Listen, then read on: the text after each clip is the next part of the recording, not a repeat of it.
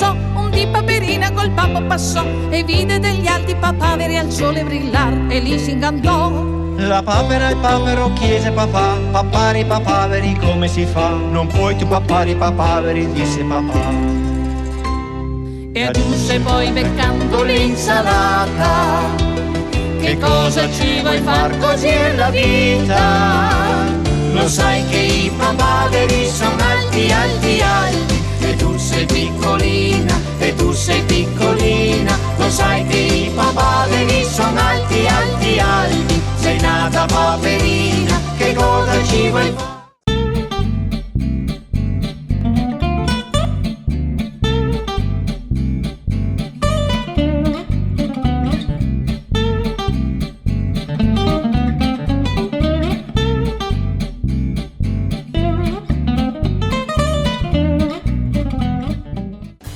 Azienda Agricola Lago, una garanzia certificata da una lunga tradizione centenaria, che opera solo in Veneto.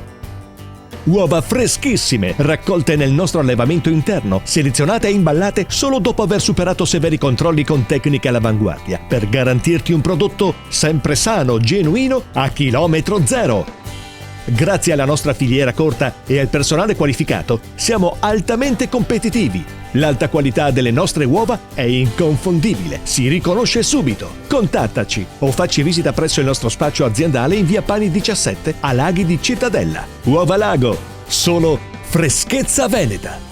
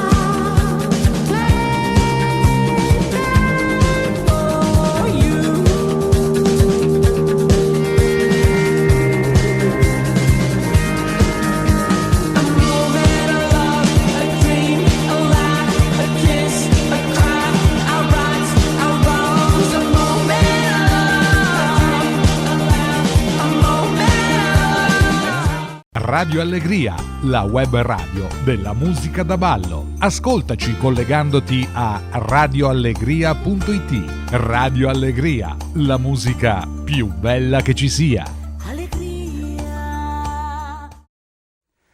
Buonasera a tutti gli amici collegati, agli amici sintonizzati nel nostro consueto appuntamento che più che consueto ritorna alla fascia oraria di nostra competenza. Buonasera da Gigi Ferrari, questa è Ciacole de una volta, il nostro programma itinerante che segue dai locali alle attività, ai vari centri, alle varie casette, e che questa sera si trova a Mussolente, in provincia di Vicenza, e ci troviamo presso il Museo Giorgio Perlasca, il Museo Laboratorio Giorgio Perlasca, che avrà l'opportunità di far conoscere moltissimi ospiti, avrà l'opportunità di far conoscere lo stesso museo. Parleremo con i responsabili, con chi nello stesso tempo espone al museo, e avremo modo di stare assieme anche per questa nostra oretta a disposizione con il duo di Bassano che vedremo negli stacchi musicali, ma soprattutto con tanti ospiti che mi accingo a presentare. A partire dall'assessore al Comune di Mussolente, assessore alla cultura, è il signor Gianluca Donanzan. Buonasera Assessore. Alla mia destra invece abbiamo il signor Manuele Bozzetto, che è presidente del quartiere est di Mussolente. Buonasera a tutti. Mi hanno detto anche che lei è stato sindaco del comune di Nove. Nove, ecco, quindi avremo modo di parlare un po' di Nove e Mussolente, perché questa sera avremo, come ci sono già anche delle inquadrature che sono state fatte, non solo le ceramiche ma proprio i cucchi. Quindi sfateremo anche determinate leggende. Poi andiamo avanti nella presentazione che riguarda la signora Antonietta Romano, scrittrice. Presenterà il libro che riguarda la mia casa di campagna, cioè il titolo, con usi e costumi del territorio di Mussolente. Buonasera Antonietta. Al fianco della signora Antonietta, la signora Nadia Michieletto, che è la responsabile del Museo Giorgio Perlasca. Sentiremo da lei non solo gli orari di apertura e chiusura, ma anche effettivamente le novità di questo museo, che presto sarà in un'altra sede. Poi abbiamo il signor Dino Bellon, che è un artista artigiano con una manualità eccezionale. Avremo modo poi di vedere proprio ciò che ha realizzato il signor Dino Bellone, che penso sia esposto proprio qui al museo, vero? Ecco. Bene, gli altri ospiti della serata abbiamo l'opportunità e avremo l'opportunità di conoscere il signor Alessandro Bonfanti della tessitura Renata Bonfanti, attività di Mussolente famosissima, ecco, che salutiamo e ringraziamo. Parlando prima con il signor Bozzetto di campanilismo o comunque di ceramiche o cose che riguardano i cucchi che questa sera sono qua esposti e che poi avremo modo di inquadrare, avremo l'opportunità di parlare con il signor Daniele Brunello, che è proprio l'artista che ha realizzato i cosiddetti cucchi. Una conoscenza personale che ho il piacere di ritrovare questa sera, il signor Gianni De Cecchi dell'azienda Del Santo, che oramai è diventata famosa in tutto il mondo per cose che poi lo stesso signor Gianni ci racconterà. Stasera andiamo sulla Luna anche a Mussolente. E poi avremo l'opportunità di conoscere anche la signora Mariangela Bertoncello, che è la presidente degli agricoltori misquilesi. Ecco, io mi devo allenare molto perché per un vizio mio di forma ho sempre detto, cioè voi forse non lo sapete, tanti magari non lo possono sapere, chi ci segue magari da molto lontano, ma gli abitanti di Mussolente, uno dice, beh, come si chiama? Mussolentesi, mussolenti? No, si chiamano misquilesi.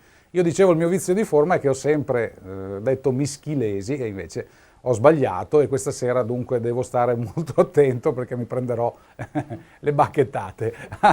Allora, possiamo, dopo aver fatto la presentazione di tutti i nostri ospiti, cominciare a parlare con le autorità, quindi con il signor Gianluca Donazzano, abbiamo detto assessore alla cultura di Mussolente, dove con la giunta da quanto tempo siete insediati? Allora, noi siamo operativi da maggio del 2014, dall'ultima tornata elettorale. E da qui abbiamo iniziato il nostro percorso sia per quanto riguarda, nel caso mio specifico, la cultura. Cultura, quindi museo laboratorio, Certo. già comunque in precedenza, quando nella precedente tornata elettorale ero consigliere di minoranza, già con la maestra Nadia Micheletto abbiamo avuto modo di confrontarci e di portare avanti anche alcune iniziative. Certo, assessore Donanzano, un museo che è stato un po', tra virgolette, chiaramente travagliato. So che era in un altro posto, poi è stato spostato qua, adesso lo risposterete. Come possiamo dare informazione a chi ci ascolta e agli amici che ci stanno seguendo di quelle che saranno le nuove sedi del museo? Sì, in effetti è vero, il museo ha avuto una vita abbastanza travagliata perché ha dovuto prendere come location diverse zone, partendo dall'interno dell'istituto comprensivo, transitando, perché voglio dirlo che sta transitando in questi locali, per arrivare poi, per quanto ci riguarda, da una promessa che era stata fatta dalla precedente amministrazione, che noi abbiamo comunque accolto e vogliamo portare avanti, Certo. prenderà posizione all'interno di quella che è l'attuale sede municipale, in quanto per settembre la nuova sede municipale sarà ultimata, gli uffici saranno spostati in quella zona, in quella sede, e quindi la vecchia sede municipale diventerà anche museo laboratorio. Dedicheremo ampi spazi, poi questi verranno studiati assieme per capire come meglio distribuirla, come meglio distribuire gli spazi del museo, certo. per poter dare la possibilità anche a visitatori di venirla a vedere. Sì. Chiaramente il museo offre veramente tantissime cose che riguardano la nostra cultura, la nostra tradizione, e magari anche qualcosa di estremamente più antico. Assolutamente. Quindi un museo che allo stato attuale delle cose, per chi è stato a visitarlo, poi sentiremo anche gli orari dalla signora Nadia, allo stato attuale delle cose si trova in un vero e proprio appartamento, perché è dislocato proprio come un appartamento. No, voglio precisare che Certo. da settembre andremo all'interno del nuovo municipio, poi lavoreremo per studiare gli spazi. Ce la facciamo entro fine anno? Speriamo, se no il più tardi, prima del nuovo anno, del 2017 sicuramente. Bene, vorrà dire che la prossima puntata che registreremo di Ciacole d'una volta magari la faremo nella nuova sede, nella nuova Potrebbe location. fare tranquillamente anche l'inaugurazione. Perché no, proprio anche una bella inaugurazione. E prendo l'impegno. Benissimo. Poi abbiamo anche chi vigila su questo, perché il presidente di quartiere, il signor Manuele Bozzetto, in un certo senso fa da garante, no, su queste cose. Ecco, intanto cosa vuol dire fare presidente di quartiere, Manuele? Ma intanto buonasera e complimenti, penso, per questo dialogo, no, che abbiamo tra di noi con i telespettatori, quindi è modo di fare cultura e di fare informazione. Ma diciamo che per volontà dell'amministrazione, appunto, i quartieri sono nati un anno fa, quindi abbiamo tenuto a battesimo la settimana scorsa questa prima esperienza. È una cosa interessante, secondo me, se è partecipata, se sarà partecipata. E quindi ecco, come presidente, ma col mio comitato e poi naturalmente anche con le assemblee pubbliche che faremo, vorremmo dare voce a che cosa? Alle istanze proprie di una comunità, anzi di una parte della comunità. Questa è anche ricca, perché il Mussolente Est annovera il museo, il laboratorio, annovera la biblioteca, la stessa il comprensivo, la scuola media vecchia dicitura, per cui secondo me siamo, come dire, fortunati e al tempo stesso impegnati.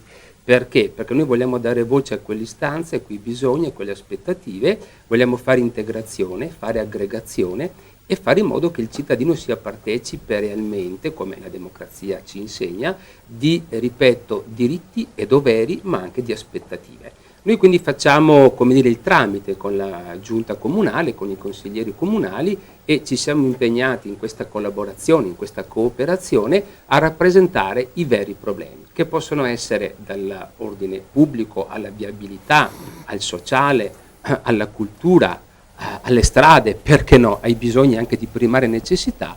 E quindi la nostra funzione è proprio quella di convogliare, di comunicare, di interagire con chi ha il dovere ed il compito di amministrare, quindi per semplificare quelle prassi che secondo me in un comune come questo può rappresentare una buona prassi, una buona esperienza. Beh, direi che sono delle ottime aspettative e dopo una così chiara spiegazione il cittadino e le persone che stanno seguendo questa trasmissione e che fanno parte appunto di questo comune del Vicentino possono stare tranquilli, quindi voglio dire sono in buone mani, ecco, sotto questi aspetti.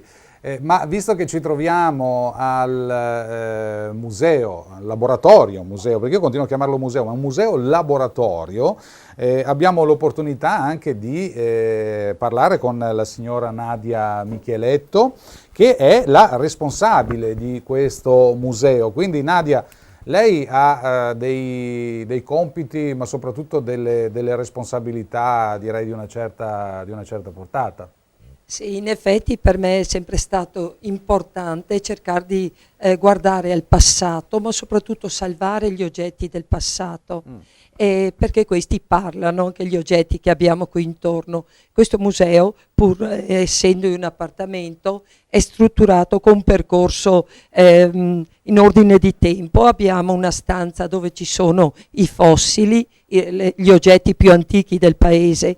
Dopo abbiamo un'altra stanza dove ci sono gli oggetti dei romani, dei veneti antichi che hanno lasciato tracce nel territorio, e anche oggetti del Medioevo. Ecco, perché, Sì. mi scusi Nadia se la interrompo, bisogna ricordare che proprio nel territorio di Mussolente ci sono delle testimonianze proprio antichissime, cioè parliamo di periodi di che genere all'incirca, insomma dei romani sicuramente. Sì, ma già dei fossili. Ma già dei infatti, fossili, ecco. Sì, abbiamo dei fossili, infatti qui lo abbiamo detto in varie mostre, c'era il mare, un mare caldo, e sulle colline soprattutto sono stati trovati questi animaletti, questi abitanti del mare fossilizzati, Certo. ricci, eccetera.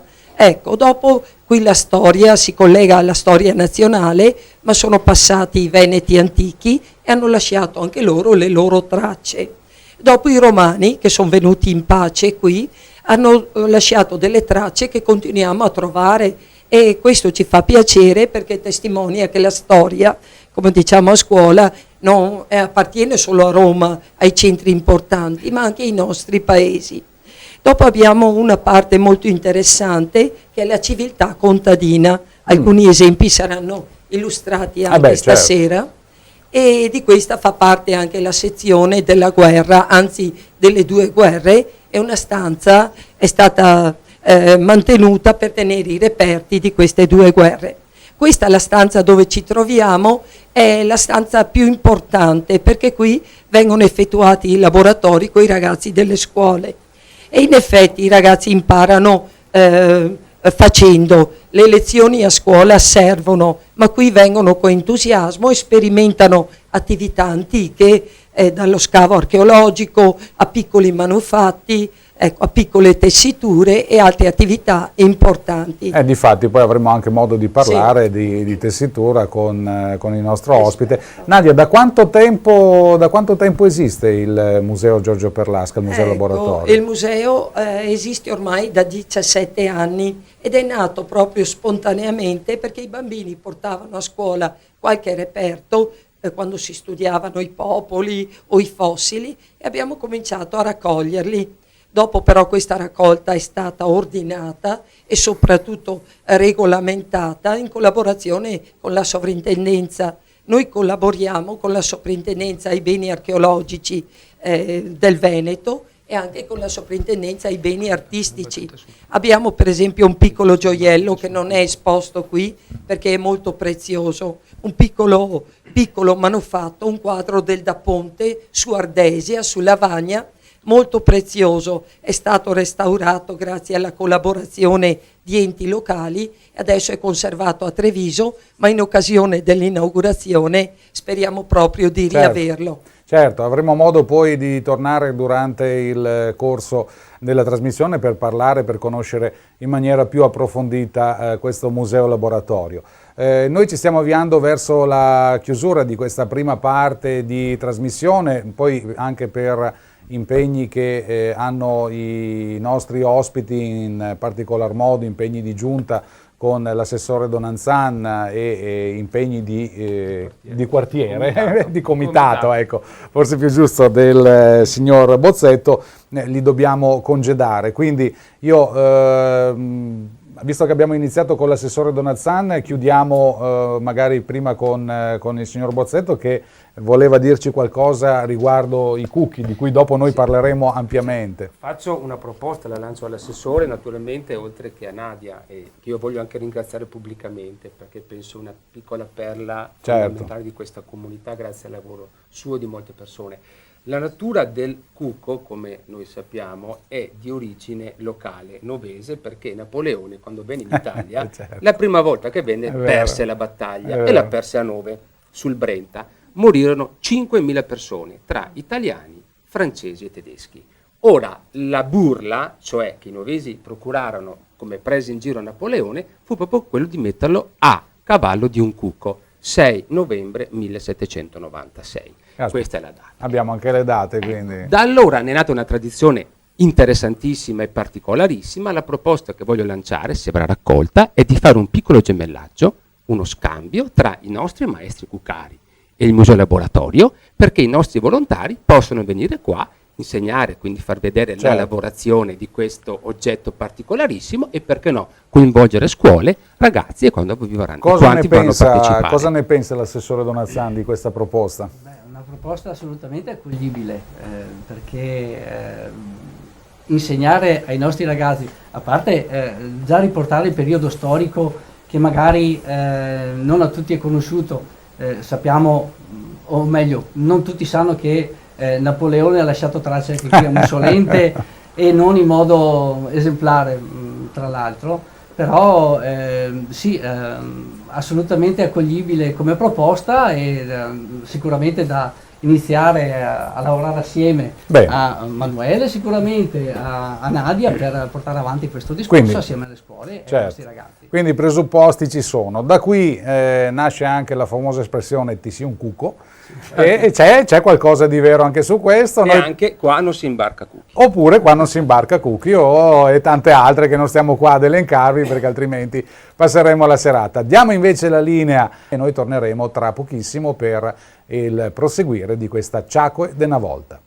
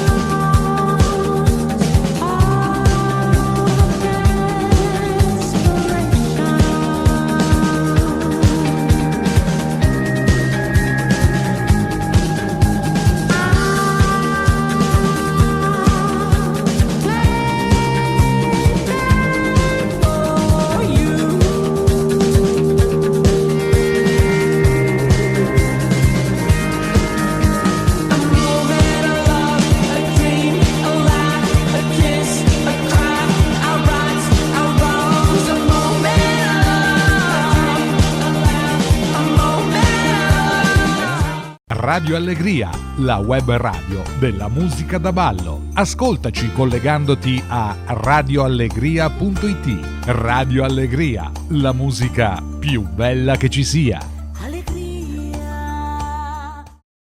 Bene, rieccoci nuovamente insieme con Ciacque de 'na volta, con Gigi Ferrari, l'appuntamento della domenica sera, canale 117.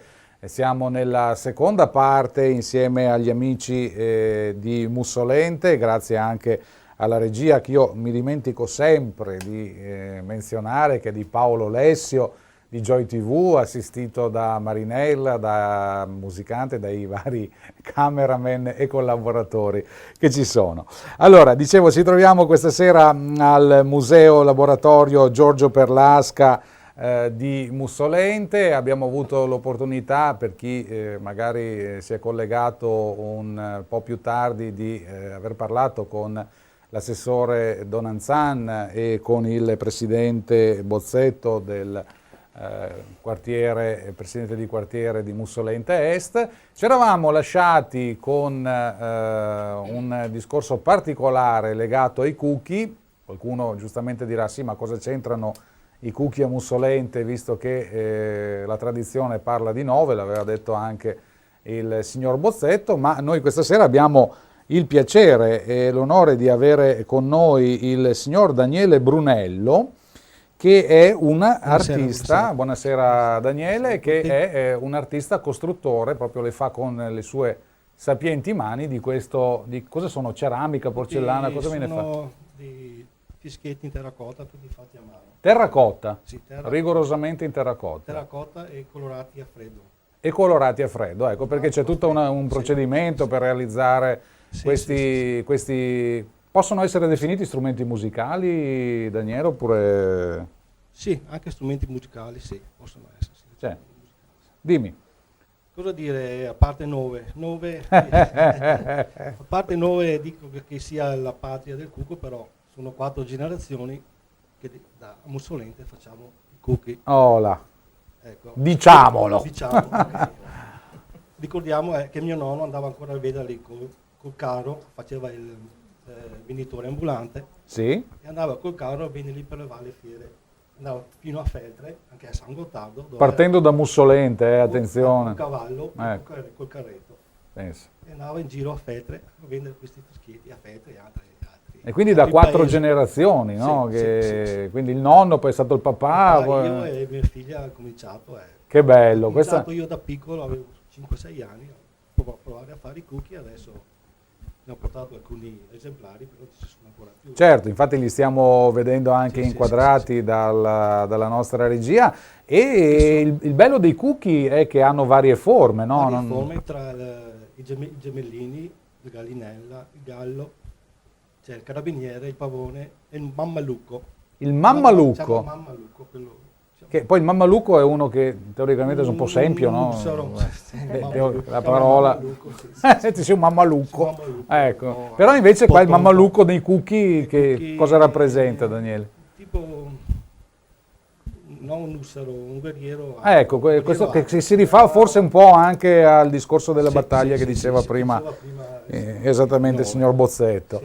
Bene, qualche nota veloce a livello proprio di realizzazione. Quanto tempo ci vuole per fare un cucco, indipendentemente poi dalla dimensione, perché ce ne sono di piccoli e ce ne sono di più grossi, Daniele? Sono fatti a mano tra la terra dell'argilla, Sì, da fare il pezzo, Sì. dall'estrazione, dalla cottura. certo. Ci vuole tanto tempo per farli. Sì. C'è tutta Sono una fatti a lavorazione mano. di Sì, dietro, sì, perché sono fatti rigorosamente a mano. Sì. Non esiste una macchina che fa i cookie, o esiste? Sì, queste. Ah, ecco, una macchina, quindi è proprio manualità. Sì, tutte le mani. Ecco, non c'è una cuccatrice. No. Portato avanti la tradizione e continuo a Bravo, farla. bravo, e Insieme a complimenti. Maestra Nadia che mi ha E sempre complimenti. invitato a queste manifestazioni. Benissimo, e complimenti, perché portare avanti tradizioni di questo genere e che non si vadano a perdere, come purtroppo tante nel tempo e nel progresso, secondo me è una cosa eccezionale. Io devo essere sincero, non sapevo che il cucco, questo strumento, facesse più suoni.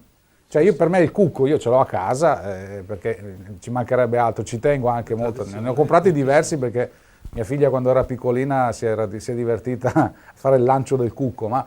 i bambini... ecco, esatto. Per me il cucco aveva un suono solo, invece Daniele mi ha detto no, ce n'è uno, due, addirittura tre. È vero. Possiamo, Daniele, sentire certo. come suona un cucco? Ecco, magari... Prendiamo il pavone.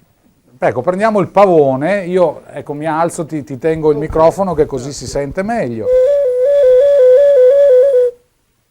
E questi sono do però dei suoni? Dove ho il terzo? Il terzo lo faccio dopo. Faccio più tardi. Scherzo. No, ovvio. Ecco, questi sono i suoni dei cucchi di Mussolente. Ecco, diciamolo che da tanti anni, quando il nonno del signor Daniele Brunello ciappava il carrettin e andava da su dalle parti di Belluno, perché parlava di Feltre, quindi andava a venderli e manteneva le famiglie. Bene. Allora, grazie al signor Daniele Brunello, artista di cookie da generazioni di Mussolente, e parlando ovviamente di queste attività, di queste manualità, ho l'opportunità di avere in fianco a me la signora Mariangela Bertoncello, che è la presidente degli agricoltori misquilesi. Esatto. Ecco, oddio, gli agricoltori magari non hanno molto a che vedere o a che fare con i cucchi, però voglio dire, il territorio è importante anche per questo. Sicuramente, sicuramente. Quando abbiamo saputo che stava nascendo questo museo ci siamo entusiasmati, diciamo, un po' anche come categoria, perché lo sentivamo in parte anche un po' nostro. Nel senso che Mussolente prettamente era un paese agricolo fino a pochi anni fa, diciamo. Sì. La sussistenza della popolazione era proprio basata sul discorso dell'agricoltura. Abbiamo la fortuna anche di essere comunque un paese in pianura e quindi sicuramente è ricco d'acqua, tra l'altro, quindi l'agricoltura era sempre stata da anni che furono l'attività fondamentale del nostro paese. E poi ricordare, come diceva Nadia, le future generazioni, i ricordi ai vecchi per guardare il futuro e fare tesoro di questi ricordi penso sia fondamentale. Ecco, quindi la partecipazione alle varie manifestazioni promosse, come per esempio ogni anno facciamo la Maronata insieme alle scolaresche e proponiamo magari qualche attività che si faceva una volta, tipo il filò, tipo non so, il lavorare a ferri che facevano le nonne quando facevano il filò una volta. Batte anche oppure i materassi, cosa sei che fa? Un'altra chicca, mi fa segno da lontano. Un'altra chicca che la maestra Nadia ha voluto riconquistare per il nostro paese e che ogni anno acquista sempre più interesse da parte della popolazione è il battimarzo. Il battimarzo. L'abbiamo fatto passato da poco, esatto. Abbiamo iniziato a Mussolente con un po' di ragazzini che venivano così alla sera del 31 marzo con qualcosa che faceva rumore, di solito altri si diceva i bussoiotti, no? I barattoli, qualcosa in latta attaccato dietro la bicicletta. E poi man mano abbiamo fatto la 17ª edizione quest'anno. Del battimarzo? Sì, e siamo passati da alcuni bambini, vecchio come il museo. Esatto.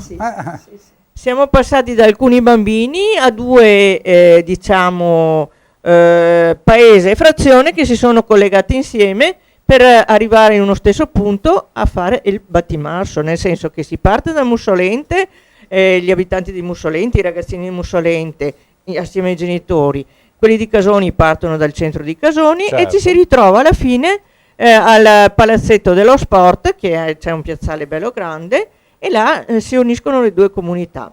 Cerchiamo di abbattere un po' anche i campanili in questo senso, sì, perché poi resuscitando le vecchie tradizioni. Noi siamo qua a parlare dei cucchi di Nove di Mussolente, ma nello stesso Mussolente che c'è Casoni. Esatto, sì. Casoni e Mussolente fanno parte. Cerchiamo appunto di superare questi. Chiaro. E però comunque sono sempre delle tradizioni che è bello mantenere vive, accese, presenti. Io avevo 12-13 anni, mi ricordavo, andavo a fare il battimarzo, quindi per sentire adesso alla mia non veneranda età, ma comunque non certo più giovane età che fanno ancora il battimarzo, è bellissimo, è bellissimo. Ecco, immaginate noi che abbiamo un po' di età in più, come ci divertiamo lo stesso. Assolutamente. Ma Mussolente è anche questa sera presente nel Museo Laboratorio Giorgio Perlasca, è presente con l'agricoltura, come abbiamo sentito, con la realizzazione della manualità dei cucchi, ma anche come aziende tessili, perché prima presentandolo in trasmissione abbiamo con noi il signor Alessandro Bonfanti della tessitura Renata Bonfanti di Mussolente. Buonasera Alessandro. Ecco, qua parliamo di qualcosa anche qua di davvero storico, oserei dire, no? Perché insomma non siete nati da qualche anno. L'azienda esiste dal 1954. Mia zia aveva fatto l'istituto d'arte negli anni 50, poi si era specializzata anche ad Oslo in Norvegia per un corso di tessitura particolare. Certo. E si era messa a lavorare, un po' fosse ispirata anche dall'architettura, il mio nonno, quindi il suo padre era architetto, e forse più che un percorso diciamo, è stata ispirata più dall'architettura, non tanto dalla pittura, quindi ha ha pensato sempre di sviluppare un tipo di tessitura rivolta a sviluppo diciamo di opere tessili che avessero però un tema, un significato. Un tema, certo. un significato, cioè sempre sostanzialmente un uso poi architettonico, quindi pensava a dei complementi d'arredo, anche pensando a dei tappeti, a degli arazzi. Vero. E quindi poi pensando anche a una certa progettualità, quindi sostanzialmente pensare a dei pezzi seriabili che si potessero ripetere, ecco, quindi non solamente al pezzo unico, insomma, diciamo come normalmente le opere d'arte portano a fare. Ecco Alessandro, io coglierei l'occasione, qua mi allungo, vado un attimo fuori dall'inquadratura, di far vedere quella che è questa tessitura che viene fatta tutt'oggi con i telai, no? Come viene fatta, Alessandro? In questo particolare caso abbiamo un esempio di tenda che viene fatto però con il telaio industriale, ecco. in cotone e lino, certo. Ma nel nostro laboratorio sono presenti i telai a mano che in realtà continuiamo ad utilizzare per eseguire le tessiture. Sì.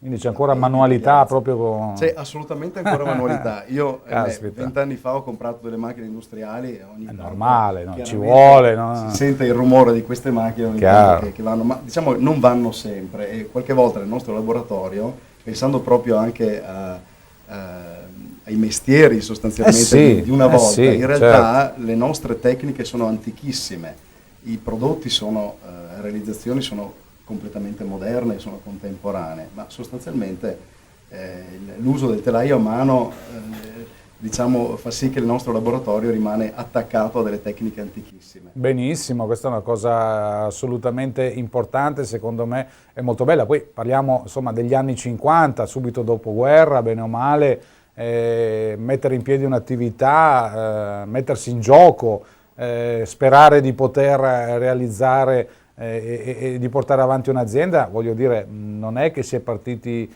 in un periodo particolarmente fiorente, giusto? No, erano periodi diciamo piuttosto difficili, però è anche vero che negli anni 60 poi c'è stato il famoso. Sono stati degli anni molto interessanti dal punto di vista proprio del boom. Sì, chiaramente, no? Sì. Però diciamo sono stati anni giusti dal punto di vista proprio creativo, insomma, no? E quindi forse... Chiaro. Alessandro, voi continuate a portare avanti questa attività con le generazioni, quindi, perché insomma 1954, tu non sei sicuramente del 54, però voglio dire... Io sono nato nel 70, ecco. Diciamo, sono un po' più giovane. Neanche io non c'ero nel 54, ecco, parliamoci chiaro. Ecco, neanche lei c'era nel 54. Neanche io c'ero nel 54. Sono arrivato poco dopo, ma sono arrivato. Cerchiamo di portare avanti questa tradizione legata poi all'uso dei colori, all'uso dei filati, diciamo a diversi filati, al cotone, al lino. Certo. Abbiamo usato in passato anche la canapa, normalmente si usano lana, lino e cotone sostanzialmente nelle nostre tessiture. Dove vi trovate voi a Mussolente? Siamo esattamente a Mussolente, siamo proprio molto vicini a questo museo. Bene. E l'azienda esiste a Mussolente dal 68, più precisamente dal 69, è stato proprio costruito un laboratorio proprio apposito per questa tessitura. Prima era a Bassano, era nato proprio nel 54 a Bassano, era in realtà nella soffitta di casa di mia zia, insomma, sostanzialmente, no? Ecco. È stata lì per un diverso. Poi è ritornata alle origini, insomma. Poi è ritornata poi alle origini. Bene. In realtà poi anche in questa bella terra di Mussolente, perché al di là dei discorsi bellissimi che si facevano della storia legata poi all'agricoltura, insomma, di questo paese, anche agli oggetti rurali, insomma, lì ne vediamo anche qualche esempio, insomma, certo, con i prodotti in miniatura.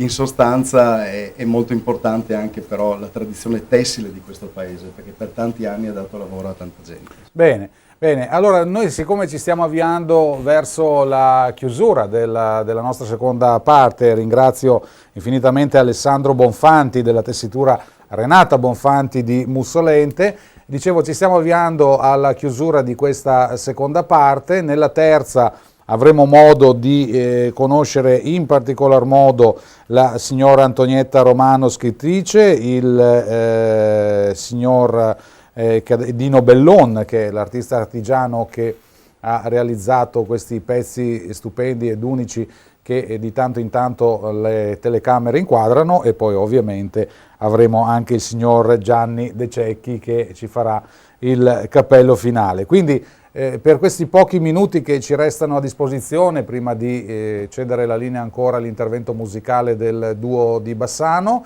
io vorrei chiedere a Nadia, la signora Nadia Micheletto, che lo ricordiamo è la responsabile del museo laboratorio di Mussolente Giorgio Perlasca, quante cose sono passate. Ma quante cose, dal Battimarzo, i cucchi.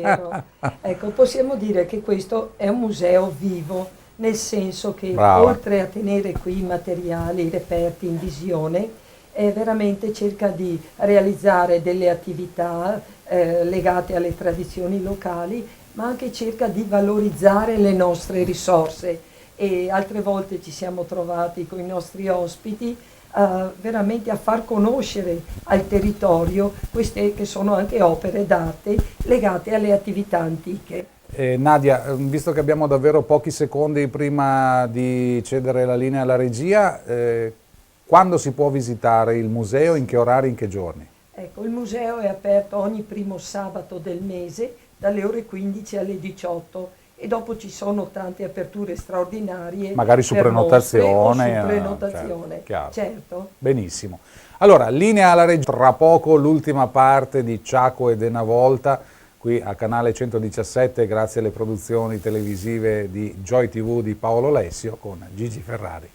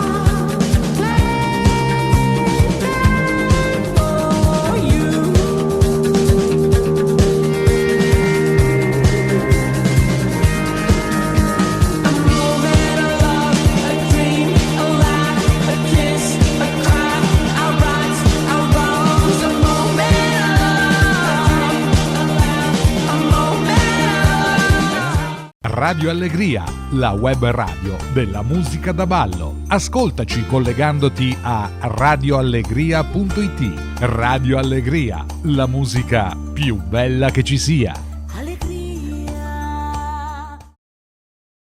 Rieccoci nuovamente, non in studio perché la nostra trasmissione non è una trasmissione da studio, ma rieccoci nuovamente nella nostra trasmissione itinerante che questa sera Ciaco ed una volta, lo ricordiamo, si trova a Mussolente in provincia di Vicenza presso il Museo Laboratorio Giorgio Perlasca. Allora, abbiamo parlato con tanti ospiti fino adesso, abbiamo l'opportunità di conoscere nell'ultima parte altre persone prima di fare la chiusura finale e all'inizio nella presentazione io avevo salutato la signora Antonietta Romano che è una scrittrice. Buonasera Antonietta.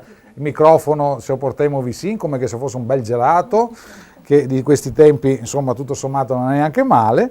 E la signora Antonietta Romano abbiamo detto che è una scrittrice, ma di cosa? So che usi e costumi del territorio di Mussolente in particolar modo, quindi lei ha realizzato un libro che stiamo già inquadrando che è La mia casa di campagna. Io leggendo solamente il titolo, perché devo essere sincero non ho ancora letto il libro, ma lo leggerò, promessa dei giovani Boy Scout, giovane di una volta, ma dicevo, leggendo il titolo La mia casa di campagna sembra già di essere proprio dentro questo mondo. Allora, Antonietta, raccontaci di cosa è. Il libro è nato nato così, senza Sì. tante pretese. Vediamo un attimo di... Scusami, no, è acceso. Ah, mi è acceso. Sai Grano, sta buona?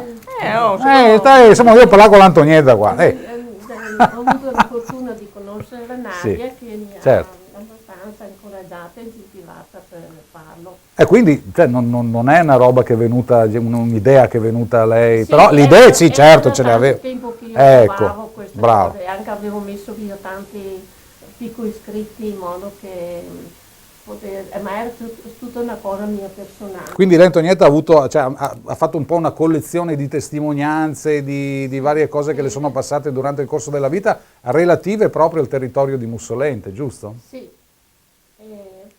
E poi la Nadia, cosa che ha detto la Nadia? La Nadia ha incoraggiato Antonietta. È incoraggiata parecchio, insomma. Ecco. E così è nato questo libro in modo che tutti lo possano leggere. Ecco, di cosa c'è dentro il libro? Qualcosa Certo. della vita dei tempi passati. Ma la mia casa di campagna cosa parla? Di una casa di campagna che non ha più? Di cosa parla? È la mia casa proprio dove abito. Dove abita tu attualmente, Sì, quindi... Sì. Ecco. E da lì c'è tutta la storia, in un certo senso un po' anche autobiografica, sia della sua vita, ma anche del territorio di Mussolente, giusto? Tutte le esperienze di vita che ho avuto e che ho avuto il piacere di mettere giù, anche perché questi valori poi vanno anche persi se non, Guai, certo. se non c'è una testimonianza.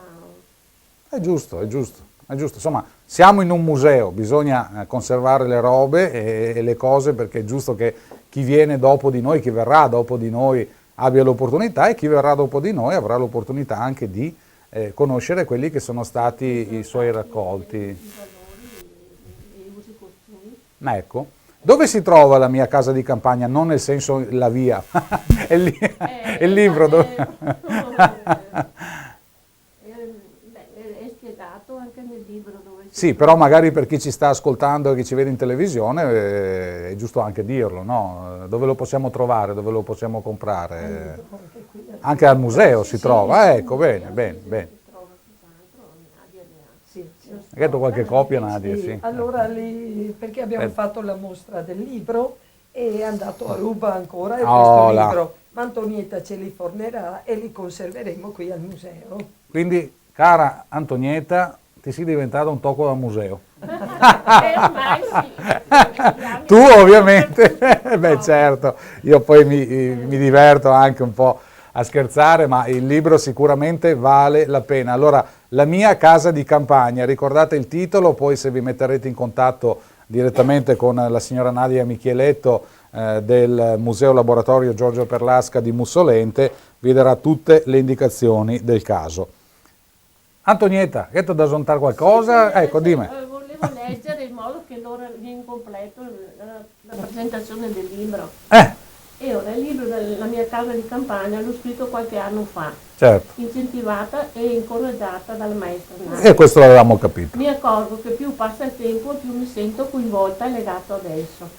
Sarà anche per me, perché per me è una testimonianza d'amore, il percorso dall'infanzia felice fino ad ora, momenti di serenità dalle mie radici e dai suoi valori di vita vissuta, della cultura contadina legata da sempre al nostro territorio.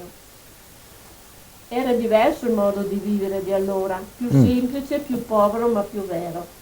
È bisogno che si fa sempre più impellente del rispetto dell'amore per creato, che è un dono di Dio, del linguaggio dell'universo e della vita, per tutte le creature, comprese le piante e i fiori. Bene. Il marchio del mio essere è costruito nel vivere in gran parte nella mia casa di campagna, il pensiero e il coraggio che hanno sorretto il mio andare fino ad oggi di questo famoso e orgoglioso fiera. Bene, bene, bene. Allora, dopo La casetta in Canada, famosa canzone che cantano anche il duo di Bassano, abbiamo La mia casa di campagna della signora Antonietta Romano. E dalla signora Antonietta Romano andiamo mi viene da ridere, Fiori, perché l'ho presentato come artista e sicuramente è un artista artigiano, che io non so artigiano, sono un hobbista.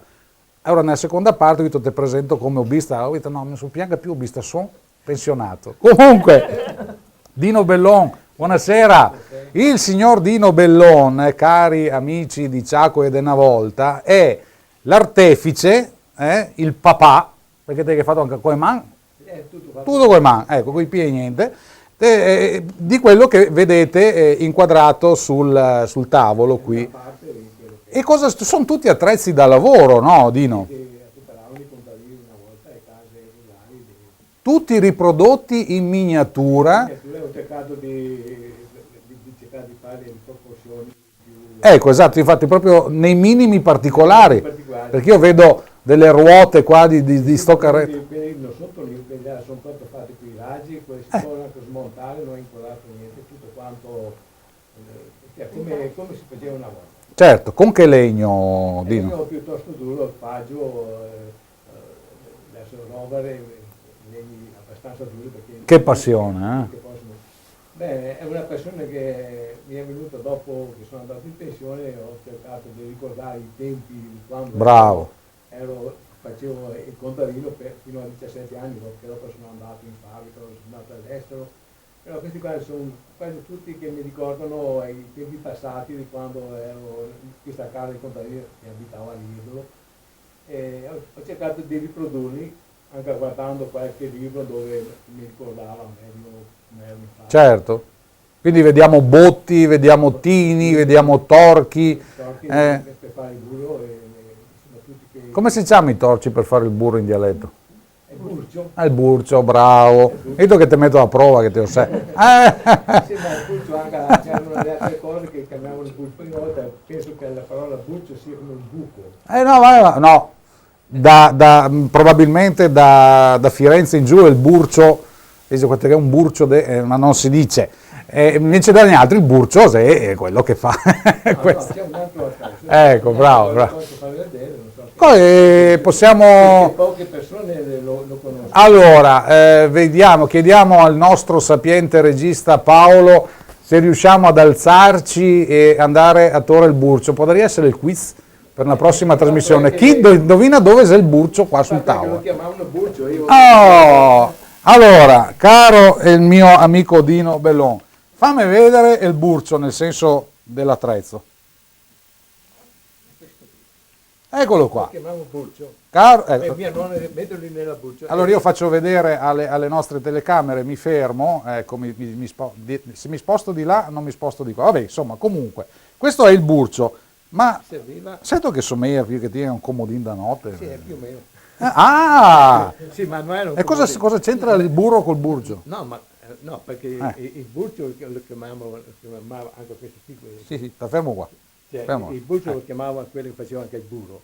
Ma anche questo so che mia nonna le chiamava il burcio. Allora l'utilità di questo attrezzo, no? Di questo qual è? È quello di mettere un bambino qui dentro. Stava fermo. Sacra, no? Era così. Strumenti di tortura? Prendiamo al tribunale di Norimberga? Questo qui ci sono anche le varie altezze del bambino. Quindi... E dopo anche succede per cambiare, anche ci sono delle tavolette che una volta non c'erano i pannolini. No, infatti, faceva tutto qua dentro. Io serrava, andava via a lavorare, tornava a casa a sera e tirava fuori. Io so che l'ho visto. Non ricordo quando mi hanno messo dentro, perché era il primo anno. Ecco, infatti volevo arrivare a questo, Dino. Adesso possiamo anche sederci, ma posso darti del tè? Sì, magari. E ora ascoltami, Dino, mi voglio domandarti, sì, ti ho mandato a finire dentro il burcio? Non mi ricordo. No, io ho visto il mio cugino perché eravamo una famiglia di tre famiglie nella stessa casa. Sì. Ho visto il mio cugino che era lì dentro, io avevo avuto 3 anni perché aveva la differenza di 3 anni tra io e il mio cugino. Sì. E io mi ricordo che aveva visto dentro là, è il primo anno. Ecco. E dopo lo mettevano su il passeggino. Ma questi bellissimi oggetti si trovano qua al museo? Si possono vedere qua al museo laboratorio Giorgio Perlasca? Ci sono dei momenti che si possono vedere. Insomma, tanto a essere geloso, sì, qua sacra non andiamo. Queste qua sono cose che la gente deve vedere, il burcio lo devono conoscere. Però tanti ma guarda il Burcio, dicono, ma vuol dire che è conosciuto. Nadia, che... sì, volevo aggiungere Dino proprio velocemente perché onore. Sì. In occasione della mostra estiva Dino ha lasciato tutti questi oggetti esposti. Sì. Siamo riusciti dopo all'inizio dell'anno scolastico a far visitare questa mostra dai bambini. Veramente tanti non conoscevano gli oggetti. E la cosa interessante, abbiamo fatto capire che una volta, adesso andiamo nei supermercati, nei grandi magazzini, troviamo gli stessi oggetti, invece qui c'era un'esigenza, loro creavano l'oggetto, l'attrezzo utile, assolutamente, e quindi magari erano un po' diversi da paese a paese. Chissà quanti sono stati contenti di vedere il Burcio dei bambini che sono venuti. Va bene, allora visto che ci stiamo avviando lentamente verso la fine di questo nostro appuntamento con Ciacque de una volta qui a Mussolente, dove come in ogni trasmissione partiamo sempre quasi con lei, dopo la fine se siamo del T e paga sue spalle, questo è lo spirito di Ciacque de una volta come sempre. Questa sera è gradito ospite nella nostra trasmissione il signor Gianni De Cecchi, che io saluto, il signor Gianni De Cecchi è il titolare di un'azienda che è l'azienda alimentare del Santo, che qualcuno mi pare di averla sentita da qualche parte. Buonasera a tutti. Parlo un attimo. Cosa è successo?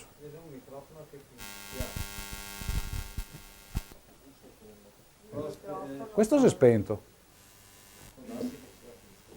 Lo cambiamo? Era spento? Per quello che fisciavo. Aspetta, il paese, Gianni? Sono degli Stini. Provincia di Padova, quindi, infatti, devo dirlo. Aspetta un attimo.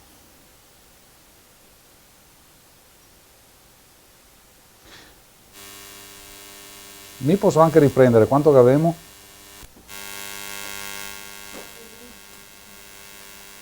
Meno il taglio, chiaramente.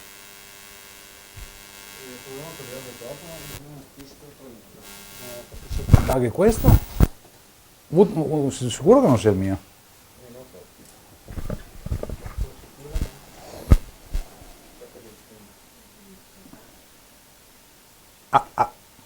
B, B, C, C, D, D.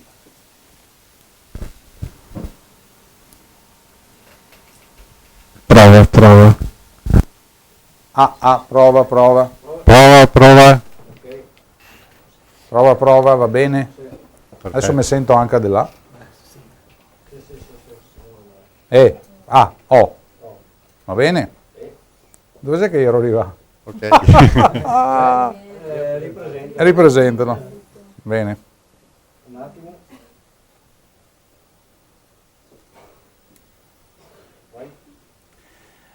E allora, dopo aver parlato col signor Dino Bellon, questa sera abbiamo un gradito ospite, arriva tra parentesi anche dalla provincia di Padova, precisamente da Santa Giustina in Colle, dove ha sede l'azienda alimentare del Santo. Dicevo, una mia conoscenza graditissima, il signor Gianni De Cecchi, che saluto. Ciao Gianni, ben ritrovato intanto. Buonasera. Allora, dicevo, qualcuno magari avrà anche sentito, no, parlare dell'azienda alimentare del Santo. Adesso il buon Paolo sicuramente farà di quelle inquadrature che le persone a casa che ci stanno vedendo, quantomeno che verrà voi a mangiare, perché sono dei prodotti eccezionali. Allora Gianni, parlaci di questa tua azienda, intanto come nasce, quando nasce e cosa fa. L'azienda, diciamo, noi siamo partiti nel 71, quindi sono più di 40 anni che facciamo prodotti alimentari, ma specialmente vogliamo fare dei prodotti un po' particolari, nel senso non vogliamo adoperare assolutamente conservanti, amidi, glutammati nei prodotti. Abbiamo fatto dei prodotti, stiamo utilizzando delle tecniche un po' particolari, infatti abbiamo fatto un fagiolo zolfino del Prato Magno che viene cotto al fiasco. Facciamo una cottura al fiasco come viene fatta in Toscana. Come si cuoce al fiasco, Gianni? Il Quindi fiasco, burci e fiaschi? No? si prendeva un fiasco del vino, si toglieva la paglia attorno, si mettevano dentro dei fagioli, si aggiungeva dell'acqua, si aggiungeva dell'olio extravergine d'oliva, degli aromi, del pepe, eccetera, e si tappava il fiasco. Ecco, questo è uno dei procedimenti con i quali... Poi si metteva in una pentola di acqua calda, si girava attorno finché i fagioli non erano cotti. Quando erano cotti si toglieva il tappo, si tiravano fuori i fagioli e si mangiavano. Praticamente del fagiolo non si perdeva nulla. Certo. Stiamo facendo la stessa cosa in vasetto. Bravi. E quindi una volta cotti praticamente non si perde nulla di quello che c'è all'interno del vasetto, ma non solamente con il fagiolo. Infatti volevo arrivare a questo. Perché con il fagiolo, per esempio, noi il gambero rosso con una ricerca con 54 aziende ci ha dato dal primo fino al quinto premio che noi facciamo per noi ed anche per altri nostri clienti. Avete battuto anche il record di Nilla Pizzi che ha fatto primo, secondo e terzo a Sanremo, guardate che ha fatto primo, secondo, terzo, quarto e anche quinto. Ma ve lo meritate perché insomma poi arriveremo anche a parlare che siete andati sulla Luna, no? Sì, siamo andati sulla Luna, sono state spedite le buste che sono state fatte poi da noi, ma tutto questo è derivato dalla ricerca che facciamo continuamente, diciamo.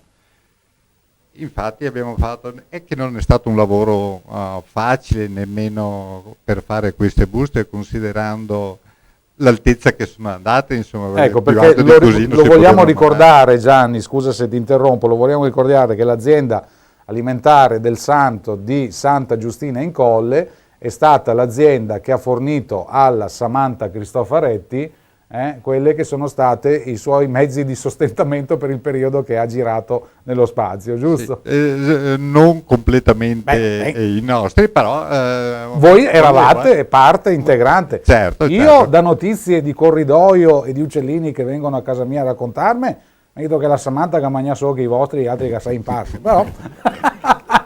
Adesso Gianni mi sono meritato scatolette e fagioli, questo certamente, diciamo. E poi che altri prodotti ci sono? Cosa fate? Poi facciamo degli altri prodotti, facciamo un prodotto, per esempio una crema di zucca dove l'unico ingrediente è zucca, punto, basta, non c'è acqua, non c'è sale, non c'è niente. Facciamo della passata di pomodoro, facciamo della giardiniera, facciamo... Gianni, posso fare un po' il diavoletto, o quantomeno più che diavoletto quello che potrebbe anche domandare una persona che ci sta seguendo, che ci sta guardando. Ma se, come hai parlato tu della zucca, no? Dentro, non mettete acqua, c'è solo zucca, punto e basta, e come fate a conservarla? Questo è un po' la ricerca che facciamo noi all'interno. Abbiamo un laboratorio di analisi, fino a 2 anni fa noi siamo stati accreditati SINAL. L'accreditamento che avevamo ottenuto aveva valore, le analisi che noi facevamo avevano valore ufficiale in tutto il mondo. Certe analisi, anche per l'esportazione di certi prodotti, le facciamo noi direttamente e vengono spedite, diciamo, i contatti direttamente con le ambasciate, con le dogane. Sì, no, robe che chiaramente cose molto... sì, però la tecnica di conservazione, molti chiedono ma come fai a conservare se non ci metti dentro conservanti? Perché quando si parla di prodotto conservato, la parola stessa porta a dire, vuol dire che ci sono conservanti. In realtà non è così. No. Se noi guardiamo i prodotti nostri, diciamo, non abbiamo mai adoperato conservanti, farine ed altro. Vengono sterilizzati o pastorizzati. Sterilizziamo o pastorizziamo a bagnomaria come si faceva una volta. Abbiamo la possibilità di sterilizzare a vapore diretto, ma il vapore diretto ha la brutta difetto, di bruciare il prodotto, perché noi dobbiamo arrivare a determinate temperature proprio per ammazzare il botolino. Certo. Insomma, ragazzi, io per il valore che posso avere io, visto che li ho assaggiati i prodotti dell'azienda del Santo, dicevo, per il valore che posso avere io vi posso solo dire e consigliare, provateli, ma non è una forma promozionale o quantomeno commerciale, è che sono prodotti che, come giustamente diceva prima Gianni, cioè quando mangi il fagiolo sa di fagiolo, quando mangi la zucca sa di zucca, quando mangi il peperone sa di peperotto, per me che portava anche i carciofi che erano buonissimi. Insomma, sono prodotti che veramente ti rendi conto che sono quelli effettivamente che sembrano raccolti nell'orto, no Gianni? Sì, anche conservati poi così, poi eccezionale. Anche perché cerchiamo nel limite del possibile, diciamo, di conservare, lavorare il prodotto, diciamo, durante la stagionalità. Quindi adesso è il momento dei carciofi, si lavorano i carciofi, poi il momento, ogni stagione ha il suo prodotto, diciamo, ed è una corsa continua. Bene, grazie allora al nostro amico Gianni De Cecchi dell'azienda del Santo, che si trova, lo ripetiamo, a Santa Giustina in Colle, in provincia di Padova. Cercateli questi prodotti perché veramente meritano, altrimenti cercate Gianni che non scampa, sicuramente si fa trovare. Grazie a te Gianni, ringrazio adesso in ordine a ritroso il signor Daniele Brunello, artista dei cookie, che abbiamo sentito prima nella sua manualità e soprattutto nella sua storia. Ringraziamo il signor Alessandro Bonfanti della tessitura Renata Bonfanti di Mussolente, grazie alla presidente degli agricoltori di Mussolente, tego perso, Mariangela Bertoncello, per fortuna che è di qua, Nadia ti tengo per ultima, ringrazio ovviamente anche la signora Antonietta Romano, che è stata la scrittrice ed è tuttora la scrittrice, ci mancherebbe altro, della mia casa di campagna. Grazie a Dino Bellon, grazie al nostro hobbista Dino Bellon. Ringraziamo anche l'assessore Gianluca Donanzan, che ci ha dovuto lasciare per motivi di giunta, giustificato, ha portato anche il diario firmato, e il signor Manuele Bozzetto, presidente di quartiere di Mussolente Est, con il quale avremo più avanti anche una collaborazione. Nadia, abbiamo veramente 5-10 secondi, Nadia Micheletto, responsabile del Museo Laboratorio di Mussolente, Giorgio Perlasca, per dire che quando ci sarà l'inaugurazione della nuova sede avremo l'opportunità... Sì. Molto probabilmente ci sta a cuore realizzare una mostra con i gioielli, i tesori di Mussolente.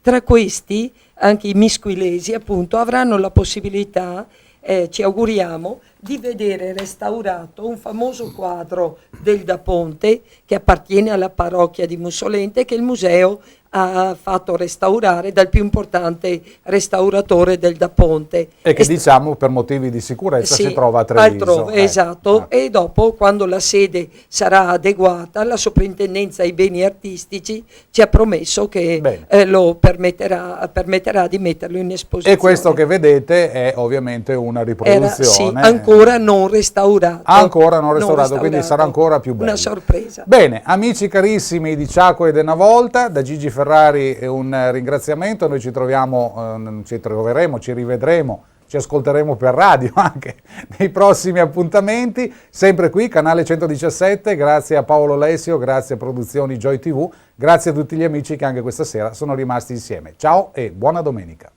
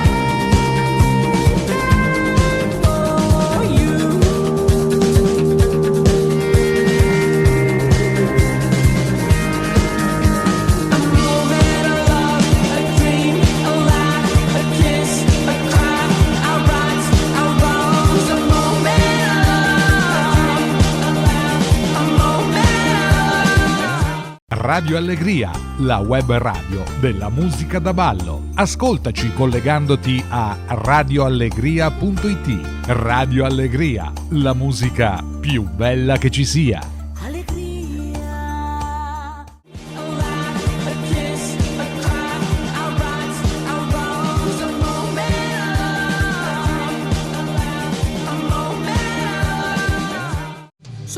Di grano che dirvi non so, un di Paperina col papà passò e vide degli alti papaveri al sole brillar e lì si ingannò. La papera e il papero chiese papà, papari papaveri come si fa? Non puoi tu papari papaveri, disse papà.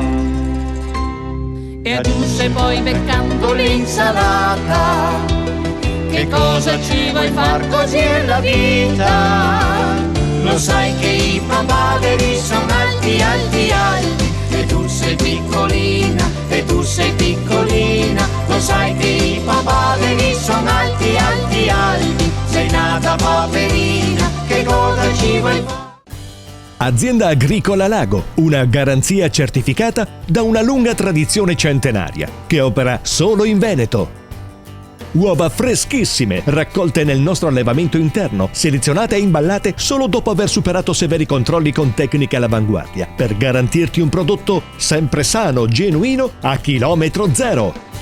Grazie alla nostra filiera corta e al personale qualificato, siamo altamente competitivi. L'alta qualità delle nostre uova è inconfondibile, si riconosce subito. Contattaci o facci visita presso il nostro spazio aziendale in via Pani 17 a Laghi di Cittadella. Uova Lago, solo freschezza veneta.